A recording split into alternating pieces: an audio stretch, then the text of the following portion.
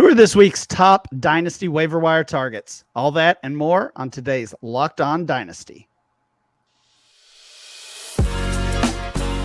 You are Locked On Dynasty Football, part of the Locked On Podcast Network. Here are your hosts, Matt Williamson and Ryan McDowell.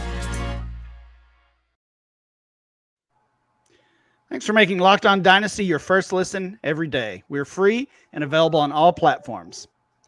Welcome to the Locked On Dynasty Football Podcast. I'm your host, Ryan McDowell. You can follow me on Twitter at RyanMC23. Joining me, as always, is Matt Williamson. Find Matt on Twitter at WilliamsonNFL. Matt, we're 4 weeks in. I can't believe it. We're basically a quarter through the fantasy season, including the playoffs. It always goes so fast. I love it, and I hate it at the same time. It's amazing. Yeah, I mean, it becomes Groundhog Day after a while, but, I mean, the speed of it all is amazing. There's so much anticipation going into it. There's a lot of bad football teams right now. Oh, they really are. I was listening to Bill Simmons' podcast, actually, and they were talking about the worst team in the league, and they said their opinion was it was your Steelers. So let's start there. I think that's a little harsh, but okay. I was surprised as well. There's a lot of candidates. I don't think there's one team that stands above the rest as the best team in the league. Maybe it's still the Bills, but obviously they took a loss a couple weeks ago, nearly took another in week 4. But I think it would be the same situation on the other end of things. Is there's, like you said, there's a bunch of bad teams, but I don't know that there's one that is so much worse than the others. We thought it could be the Bears. They were nearly 3-1 after yesterday, or I'm sorry, after week 4. So I don't know. Let's go back to the Steelers. A lot of bad ones, though. Yeah. Okay. I do want to talk to you about the Steelers. I know you've talked about this so much over the past couple days, but we always pick your brain on Steelers stuff, especially when it impacts Dynasty fantasy football, and this one certainly does. It was only a matter of time. Mitch Trubisky gets benched. Kenny Pickett comes in, rushes for 2 scores. That was kind of the highlight. Also had the 3 interceptions, really just 2. One was on the Hail Mary, the game-ending Hail Mary. I don't know if we'll count that or if that really matters, but certainly some ups and downs. And of course, Pickett's going to be the guy. I mean, they're not going back to Mitch Trubisky at this point. So big picture, what were your takeaways on Trubisky, and from a dynasty standpoint, are you encouraged? With Pickett, you mean? Yeah. Yep. Yes, I think just talking fantasy here, I think he helps the other Steelers. The Steeler receivers, to me, were frustrated. If you watch the All-22, there was a lot more open receivers than the ball was let go. And I think Trubisky was conservative to a fault. Some of that may have been him being reeled in by the coaches. Who ever's going to know about that? But the one thing the coaches hate the most, offensive coaches, is I design these routes. They hit against the coverage we expect, and you don't let the ball go. Well, Kenny throws the football and is aggressive. And I think he's a very comfortable player as rookies go. I think he sees the field. He goes through the progressions. He runs the plays as they're designed, which I think is good news for the offense and fantasy as a whole. The one thing that is very fantasy relevant, though, is every Monday, someone in Pittsburgh complains, why didn't they throw to Najee? First 2 weeks, why didn't they throw to Pickens? But it's a small pie. They don't run a ton of plays. Right. And I think Freiermuth, Harris, Claypool, Pickens, and Deontay all deserve targets. They're all getting targets, but every week somebody's left out. And I think that'll be the case every week. 1 or 2 guys just doesn't get enough, and that hurts you for fantasy. I do think I think the ADOT, the depth of the targets that we saw from Kenny Pickett is certainly noteworthy. And if you just focus on that second half when Pickett played, I mean, George Pickens looked like a different player. It ended up with certainly the best game of his young career so far. And I think we have to attribute a lot of that to Kenny Pickett. And I'm with you. I totally agree that it's going to be, kind of taking turns kind of thing as far as these 5 guys who can catch passes, most notably the 3 receivers in Freiermuth. But I think this has got to be good news for all of them, but certainly for George Pickens. 100%. And there probably will be a narrative. Pickett knows Pickens best because they were running with the 2s in camp. Well, Pickens ran with the 2s for about a day.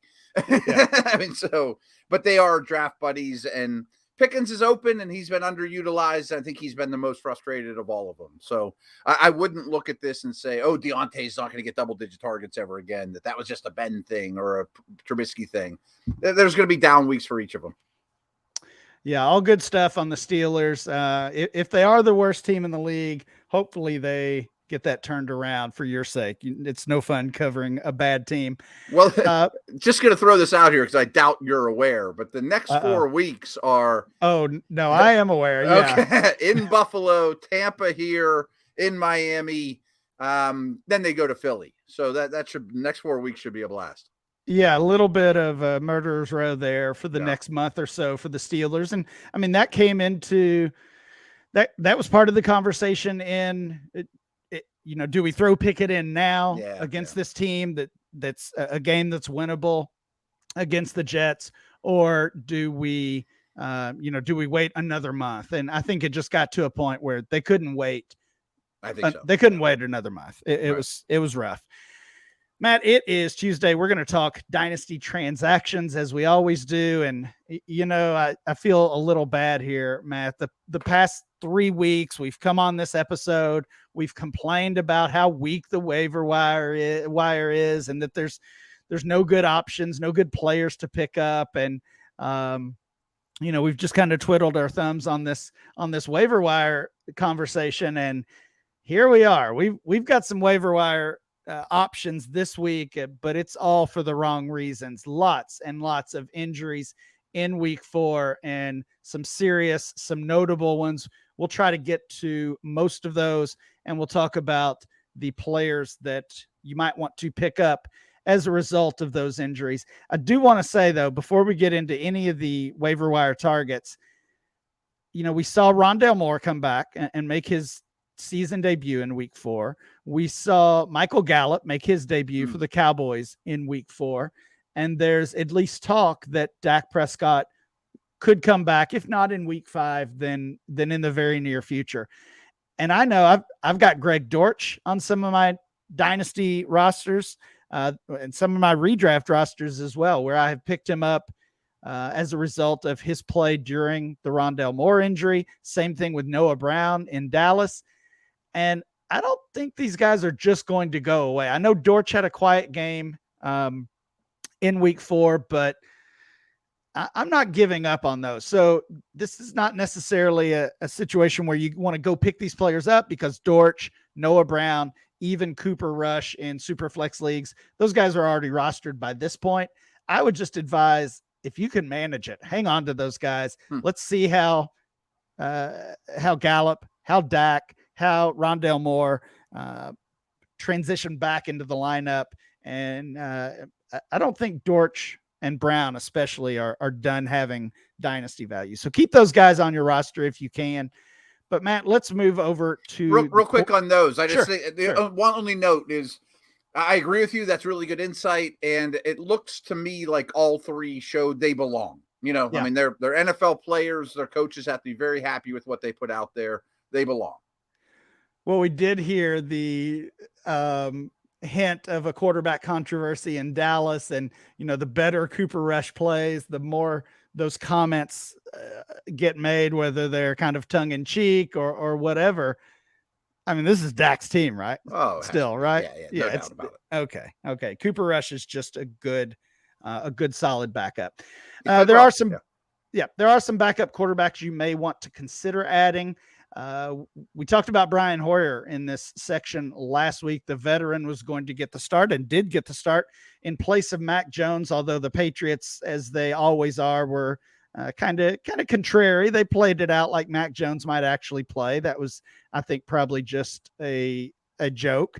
But Hoyer suffers an injury early in that game. The rookie Bailey Zappi from Western Kentucky comes in and plays, and certainly didn't look like a fantasy superstar, but he held his own on the road against the Packers, and that Patriots team nearly won that game. We'll see. I mean, I guess again, super flex leagues, yes, he's worth a roster spot.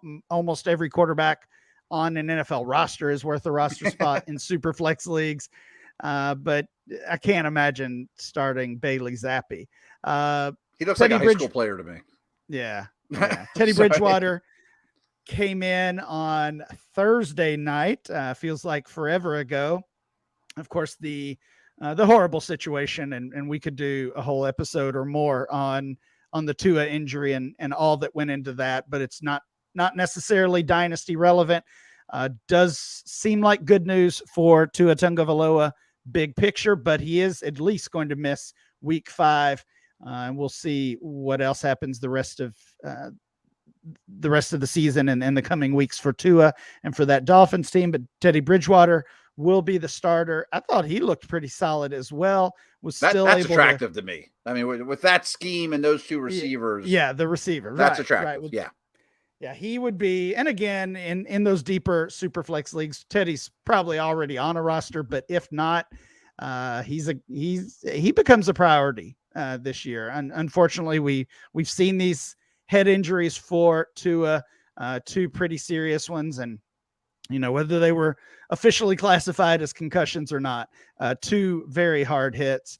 And I mean, I would hate to speculate on what could happen if he were to suffer another injury, but nonetheless, Teddy Bridgewater worth a roster spot. And then I don't know what's happening in New York with the Giants. They win the game, but it's not really because of their quarterback play, at least in the passing game. Daniel Jones scored a couple of touchdowns on the ground, gets hurt. Tyrod Taylor comes in. I believe he suffered a concussion. He was out. Jones comes back in, but he's a decoy. They're running Wildcat.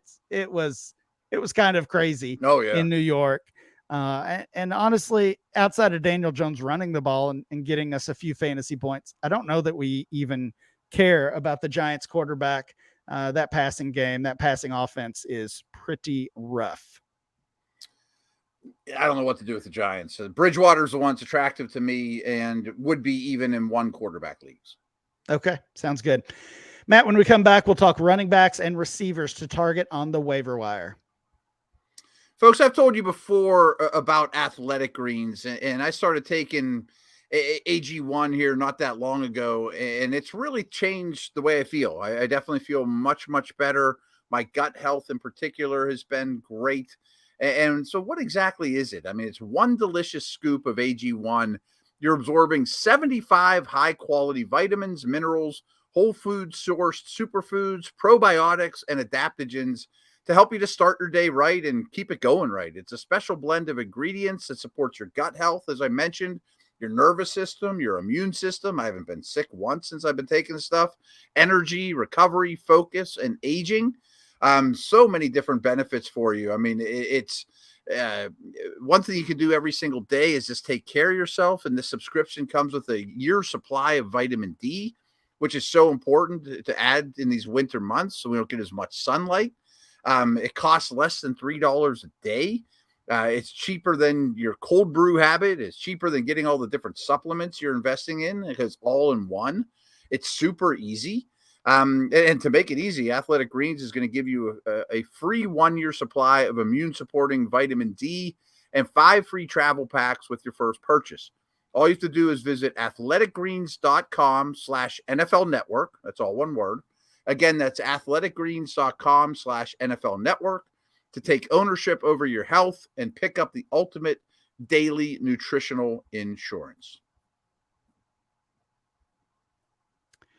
Thanks again for making Locked On Dynasty your first listen every day. Now make sure you check out the NFL Key Predictions every Friday on Locked On NFL. Locked On's local experts give you the inside scoop on the 5 biggest games of the NFL weekend, including Sunday and Monday Night Football, plus betting advice from the field's leading experts. Bet online.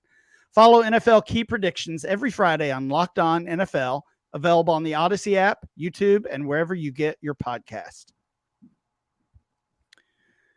All right, Matt, we've talked quarterbacks. We talked about the Steelers a little bit. Let's move over to the running back position. And this has to be, unfortunately, the biggest topic of the week.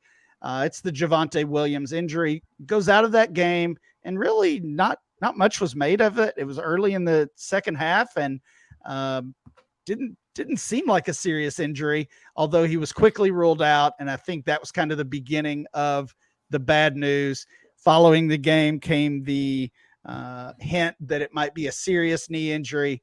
And then, of course, on Monday, we get the report that it's a torn ACL for Javonte Williams, and he is out for the year. Also, some other tears in there, not just the ACL, but I believe the LCL. Essentially, other issues that make it a worse injury than a simple ACL tear. So, really rough news, obviously, for Javonte Williams, for dynasty managers who had Javonte Williams rostered. And I know, we've talked about him. It seems like not that long ago, just a couple weeks ago, you were projecting him as a potential RB1 the RB1 time next year. The RB1 overall, right. Maybe even the 101 in dynasty leagues this time next year or next offseason. And that's obviously not going to happen at this point. I did point out, I went back and looked at the value charts, our ADP history for Cam Akers and for J.K. Dobbins as well. And I know neither of those players are back to the level of production that they were pre-injury, and maybe they never will be. We'll see. But their value has bounced back. So I think we're going to see a value drop for Javonte Williams, obviously. But I do expect that value to swing back up. The closer we get to the beginning of the 2023 season. So, even if you look at this injury and you think it's obviously very serious, if he's done, if you don't want any part of him on your team, I still think there's a window to buy now and sell later for profit. Yeah, I mean, his stock's not going to get lower. I mean, I'm sure in the offseason there'll be optimism, and who knows if he'll ever be the same. It is a brutal injury to a great dynasty asset. But, I mean, it certainly helps Melvin Gordon and Mike Boone, although I think that offense is kind of broken. Yeah, the offense has looked rough. Melvin Gordon's obviously rostered, and honestly, I'm not even secure in relying on Melvin Gordon as a fantasy asset. He's looked bad himself. Also dealing with a more minor injury, so his status is up in the air. Mike Boone, you've got to get him on a roster, but I mean, he's not the kind of guy who's going to carry a big load. If Gordon were to miss time, they would have to bring in somebody else. I do expect them to do that.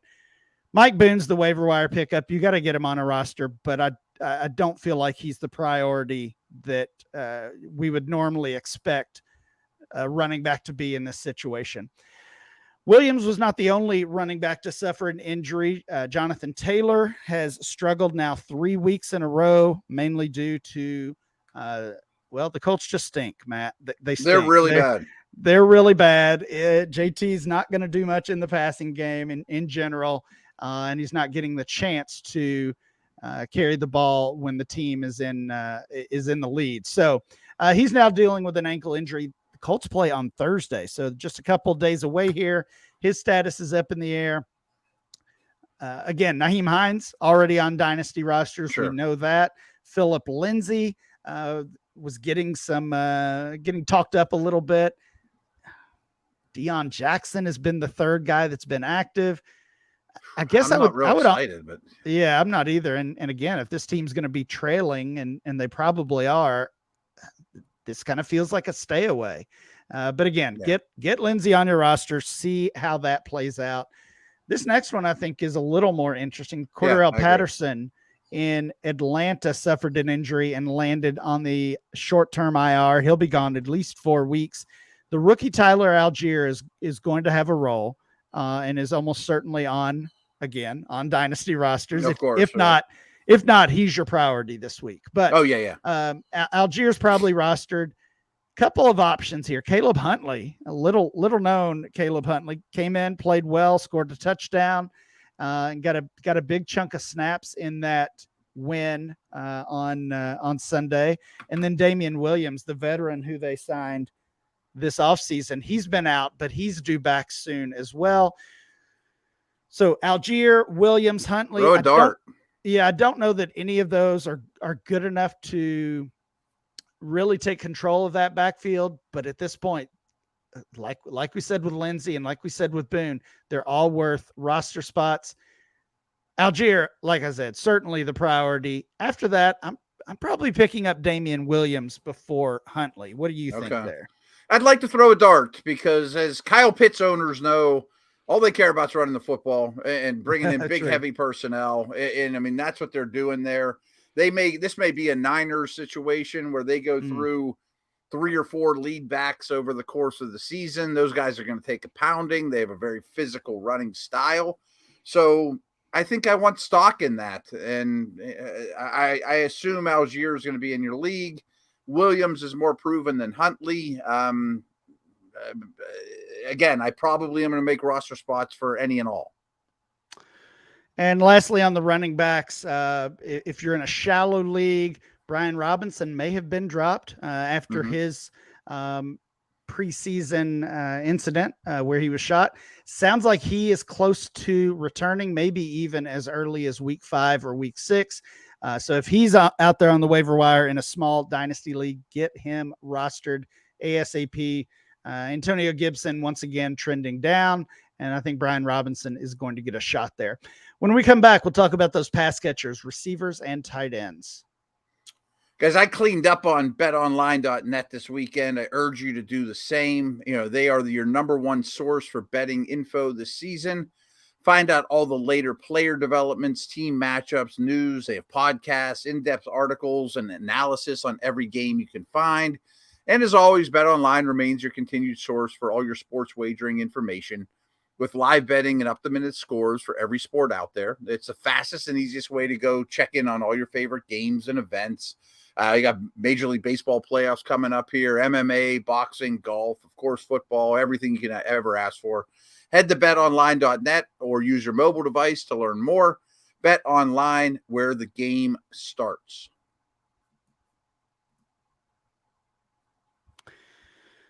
We are back. We're talking dynasty waiver wires, waiver wire options. Plentiful this week. Lots of options, lots of targets, mostly injury related.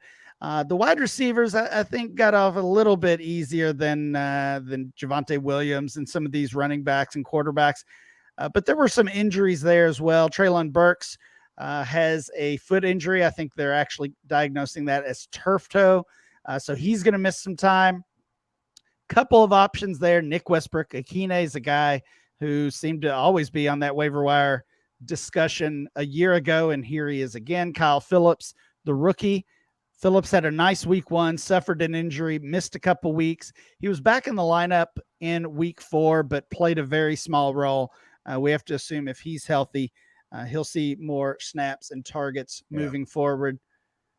I don't know. I mean, Phillips is... I don't like this passing game or either one of those guys too much, but Phillips could be a slot machine, maybe. Right. I'll take a chance on Phillips. Yeah. Just being a rookie, maybe he surprises.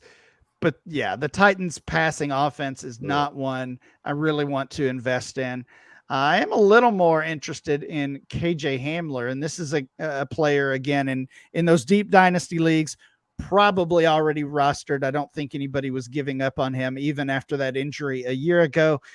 He made his season debut in week 4 also, and had the big catch late in the game to help his team. Obviously, we've I like the player. Yeah, I like the player. We've seen Kendall Hinton, the kid who came in and played quarterback last year.